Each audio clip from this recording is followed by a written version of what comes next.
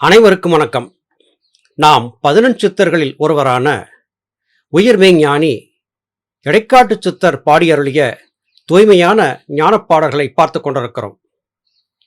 ஞானசாதனம் பழகக்கூடியவர்கள் அன்றாடம் சித்தர் பெருமக்களுடைய பாடல்களை வாசித்து வரும்போது மனம் லேசாகிறது. கரணங்கள் சார்ந்து பயணிக்கக்கூடிய மனத்தின் போக்கு தடுத்து நிறுத்தப்படுகிறது. தூய ஆத்ம பிரகாசம் அதிகரிக்கிறது. இன்றைய பாடலிலே நாம் மெய்சிலிருக்கும்படியான பல கருத்துக்கள் வர இருக்கின்றன. அஞ்ஞானம் போயிற்றென்று தும்பி பெற, ஆனந்தம் கொண்டோம் என்று தும்பி பெற, மெஞ்ஞானம் வாய்த்ததென்று தும்பி பெற, மலைமேல் ஏறிக்கொண்டோம் என்று தும்பி பெற. பூச்சிகளிலே தும்பி என்கிற பூச்சி வித்தியாசமான ஒரு தன்மையை கொண்டிருக்கிறது. மற்ற பூச்சிகள் எல்லாம் நேராக பறக்கும்போது இந்த தும்பி என்ற பூச்சி மாத்திரம் அசையாமல் நின்ற இடத்திலேயே நின்றபடியாக சிறகடித்துக் கொண்டிருக்கக்கூடிய ஆற்றலை கொண்டது. மற்ற பூச்சிகள் இறகடித்தால் முன்னோக்கி நகரும். ஆனால் இந்த பூச்சி நின்ற இடத்திலேயே சிறகடித்தபடியாக ஆணியடித்தபடியாக அப்படியே நிற்கும் வல்லமை கொண்டது. அது காரணமாகவே உன் மனத்தை அப்படி இப்படி ஆடவிடாமல் தும்பி பூச்சியைப் போல உன்னுடைய மனம் ஒரே இடத்திலே நிலைபெற்று நிற்கட்டும் என்று சொல்லும் விதமாக தும்பி என்கிற பூச்சியை மையப்படுத்தி இந்த பாடலை பாடியிருக்கிறார். அதுவும் தும்பி பறக்க வேண்டுமாம். என்ன சொல்லி பறக்கிறது? அஞ்ஞானம் போயிற்று என்று சொல்லி தும்பி பற, ஆனந்தம் கொண்டோம் என்று தும்பி பற என்று கூறுகிறார். ஆனந்தம், இந்த உலகிலே பிறந்திருக்கக்கூடிய அனைத்து சீவராசிகளும் ஆனந்தத்தை மாத்திரமே குறிக்கோளாக கொண்டு பயணித்துக் கொண்டிருக்கின்றன. அந்த ஆனந்தத்திற்கு இடையூறாக வரக்கூடிய எதையும் எந்த உயிரும் ஏற்பதில்லை. ஆனால் மனிதன் தனக்கு துன்பம் நேர்ந்தாலும் பிற உயிர்களை காக்கும் வல்லமை கொண்டவனாக படைக்கப்பட்டிருக்கிறான். அது காரணமாகவே சிந்திக்கும் திறன் கொண்டு பிறந்திருக்கக்கூடிய மனிதன் தன்னுடைய ஆனந்தம் மாத்திரம் பெரிதென்று கருதாமல் சகல உயிர் சீவராசிகளுக்கும் ஆனந்தம் கிடைக்கும்படியாக அவைகளை அனுசரித்து கொண்டு செல்ல வேண்டிய கடமைக்குள்ளானவன் என்று குறிப்பிடப்படுகிறான். அஞ்ஞானம் என்பது எது? நான் மனிதன், என்னை சுற்றி இருக்கக்கூடிய எல்லாவிதமான சீவராசிகளையும் என் விருப்பம் போல ஆட்டி வைக்க எனக்கு உரிமை இருக்கிறது. அவற்றை கொல்லவோ அல்லது காப்பாற்றவோ எனக்கு உரிமை இருக்கிறது என்று தவறுதலாக கருதியிருக்கிறான். தன் ஊன் பெருக்கற்கு தான் பிரிதூன் உண்பான் எங்கனம் ஆளும் அருள் என்று வள்ளுவநாயனார் கேட்பதைப் போல தன் ஊனை பெருக்கிக் கொள்வதற்காக பிற உயிர்களை வதைத்து அவற்றின் ஊனினை எடுத்து உண்பதே தன்னுடைய சுதந்திரம் என்று கருதியிருக்கிறான். இது முழுக்க முழுக்க அஞ்ஞானம் என்கிற வகையிலே வரும். இந்த அஞ்ஞான உணர்வை மனிதன் கைவிடும் போது உண்மையான ஆத்ம ஆனந்தத்தை அனுபவிக்கிறான். அதன் பிறகுதான் மெய்ஞானம் என்பது வாய்க்கும். அஞ்ஞானம் என்பது நாம் வேறு, மற்ற உயிர்கள் வேறு என்று கருதியிருப்பது. மெய்ஞானம் என்பது பராபரமே சகல சீவராசிகளாகவும் சலித்திருக்கிறது என்பதை உணர்ந்து கொள்வது. இந்த நிலை வந்தபோது மாத்திரமே உண்மையான ஆனந்தம் என்பது கிடைக்கும். சரி, இந்த ஆனந்தத்தை வயப்படுத்திக் கொள்ள நாம் என்ன செய்ய வேண்டும் என்று கேட்டால், மலைமேல் ஏறிக்கொள் என்று குறிப்பிடுகிறார். எந்த மலை மீது ஏறுவது? சதுரகிரி மலையா, கொல்லிமலையா, அல்லது மேற்கு தொடர்ச்சி மலையிலே இருக்கும் ஏதாவது உயரமான மலையா? இந்த வினாவுக்கான விடையை ஞானிகளுடைய நூல்களிலே நாம் தேடக்கூடாது. உண்மையான மலை என்று சொல்லக்கூடியது இமய மலை.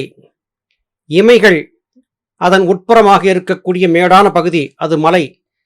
அதாவது சிரசின் உள்ளே இருக்கக்கூடிய சுழுமுனைத்தானம் என்பதே மலை என்று சித்தர்களால் குறிப்பிடப்படுகிறது. சுழுமுனை மத்தியத்திலே மனத்தை ஏற்றிக்கொள். அப்போது உனக்கு அஞ்ஞானம் அகன்று போகும், மெய்ஞானம் வாய்க்கும். அது மாத்திரமல்ல, தூய ஆனந்தமும் உனக்கு கிடைக்கும் என்று இடைக்காட்டு சித்தர் அழகாக சொல்லித் தருகிறார். அல்லல் வலை இல்லை என்றே தும்பி பெற, நிறை ஆணவங்கள் அற்றோம் என்று தும்பி பெற, தொல்லை வினை நீங்கிற்றென்று தும்பி பெற, பரஞ்சோதியை கண்டோம் என்று தும்பி பெற. மலைமேல் ஏற்றி வைக்கப்பட்ட தீபத்திலேதான் பிரபஞ்சத்தின் காட்சிகளை காண முடியும்.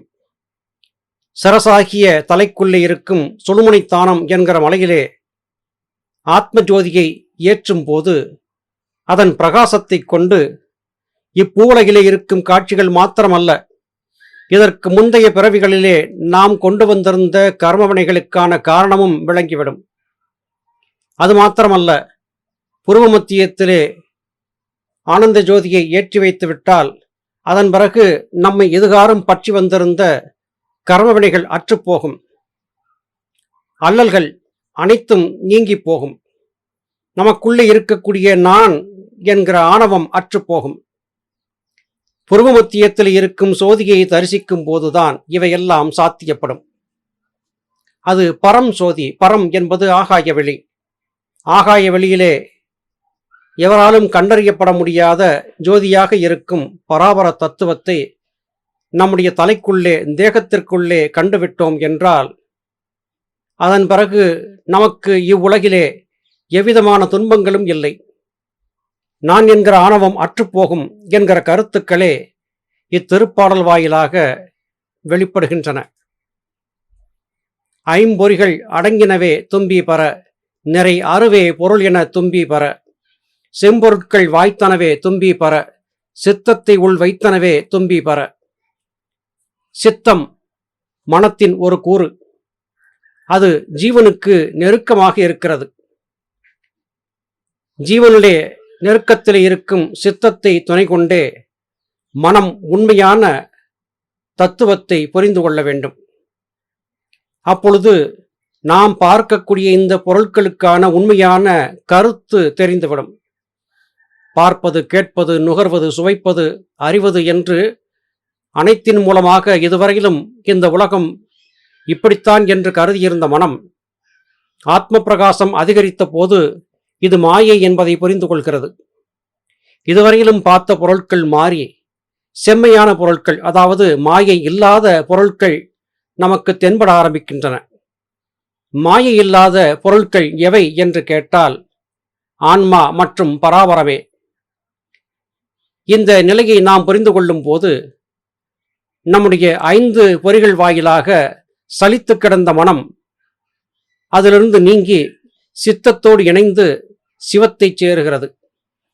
ஞானபிதா சுவாமி சிவானந்த பரமஹம்சர் அவர்களுடைய கூற்றின்படி மனம் என்பது பெண், அறிவு அதாவது சித்தம் என்பது ஆண். சித்தத்தை கொண்டு மனதை அடக்கி ஆண்டவர்கள் ஆண்கள், மற்றவர்கள் ஆண்களுமல்ல பெண்களுமல்ல, அலிகள் என்று குறிப்பிட்டிருந்தார். இங்கே உண்மையான தெய்வ சித்தம் என்பது எது என்பதை மனம் புலன்களிலே சலிக்கும் போது காண இயலாது. இதுவரையிலும் கண்களுக்கு புலனாகாமல் இருந்த அருவமான பொருளாக இருந்த ஆன்மாவே பராபரம் என்பதை சித்தத்தின் துணை கொண்டே மனம் புரிந்து கொள்ள முடியும் என்பதே இத்திருப்பாடலின் திரண்ட கருத்தாகும். மூவாசை விட்டோம் என்றே தும்பி பர, பரமுத்திநிலை சித்தி என்றே தும்பி பர, தேவ ஆசை வைத்தோம் என்று தும்பி பர, இந்த ஜகத்தை ஒழித்தோம் என்று தும்பி பர. இந்த உலகிலே மனிதர்களுக்கு ஏற்படக்கூடிய ஆசைகளை 3ஆக சித்தர்கள் பிரித்து சொன்னார்கள். மண்ணாசை, பெண்ணாசை, பொன்னாசை என்று. இந்த 3 ஆசைகளும் தான் மனிதர்கள் தவறு செய்வதற்கு காரணமாகின்றன. முத்திநிலை தள்ளிப்போவதற்கு இந்த 3 ஆசைகளை விடாமல் இருப்பதே காரணமாகிறது. யோகியாக தன்னை உயர்த்தி கொண்டு விட்ட ஒருவன் பொன்னாசையை முதலிலே விட்டுவிட முடியும், அது சுலபம். மண்ணாசையும் கூட விட்டுவிட முடியும், அதுவும் சுலபம். ஆனால் பெண்ணாசையை அத்தனை சுலபத்திலே விட்டொழிக்க முடியாது. ஞானத்தின் வாசலிலே அணுக்கமாக நின்றிருக்கக்கூடிய ஒருவனும் கூட சில நிமிடங்களுக்குள்ளாக சலனப்பட்டு பெண்ணாசையிலே காமவயப்பட்டு தன்னை தொலைத்துவிடக்கூடிய அபாயம் இருக்கிறது. எனவே இந்த 3 ஆசைகளையும் விட்டவருக்கு மாத்திரமே முத்தி நிலை சித்திக்கும். இந்த 3 ஆசைகளை எப்படி விடுவது? உங்களுடைய ஆசையை பராபரத்தை நோக்கி திருப்புங்கள். தேவ ஆசையை வைத்தால் இந்த ஜகமாயை என்பது அற்றுப்போகும். இந்த உலகம் என்பது பொல்லாத மாயையாக இருந்து நம்மை குழப்பிக் கொண்டிருக்கிறது. இந்த மாயையில இருந்து நம்மை காப்பாற்றிக் கொள்ள வேண்டும் என்றால் பராபரத்தின் மீது நம்முடைய இச்சையை திருப்ப வேண்டும். புலன்கள் வழியாக பார்த்த இந்த உலகத்தின் மீது நாம் எதுகாரும் கொண்டிருந்த ஆசை என்பது திருப்பி விடப்பட்டு அது பராபரத்தை சென்று சேருவது என்கிற ஆசையாக மாற வேண்டும். குறிப்பிட்ட காலம் பக்குவம் என்பது பெற்றான பிறகு பராபரத்தை சேரக்கூடிய ஆசையும் கூட அற்றுப்போகும். புலன்கள் வழியாக சலிக்கும் மனத்தின் ஆசைதான் இருப்பதிலேயே அபாயகரமானது. அந்த ஆசையை நீங்கிவிட்டால், தேவ ஆசையிலே மனத்தை செலுத்தி பக்குவப்பட்டு விட்டால், அதன் பிறகு இந்த ஆசையும் கூட அவசியமற்றது, அதாவது தேவ ஆசையும் கூட அவசியம் அற்றது என்பது புரிந்துவிடும். அப்போது ஜகம் என்கிற பஞ்சபூதங்களால் கட்டமைக்கப்பட்ட அல்லது பஞ்ச புலன்களால் கட்டமைக்கப்பட்ட மாயபிம்பம் நொறுங்கிப் போகிறது. இந்த ஜகத்தையும் நாம் அழித்தவர்களாவோம். உண்மையான முத்தியை சென்று சேருவதற்கு இது ஒன்றே வழி. புலன்கள் சார்ந்த மண்ணாசை, பெண்ணாசை, பொன்னாசையை வெறுக்க வேண்டும் என்றால் பராபரத்தை சென்று சேர வேண்டும் என்கிற ஆசையை முதலிலே சுமக்க வேண்டும். கால ஓட்டத்திலே சித்தி என்பது ஏற்பட்டான பிறகு அந்த ஆசையும் கூட இல்லாத ஆகிவிடும் என்பதே கருத்தாகும். நல்லது சகோதர சகோதரிகளே, மீண்டும் அடுத்த பதிவிலே உங்களை சந்திக்கிறேன். அதுவரையிலும் நன்றி, வணக்கம்.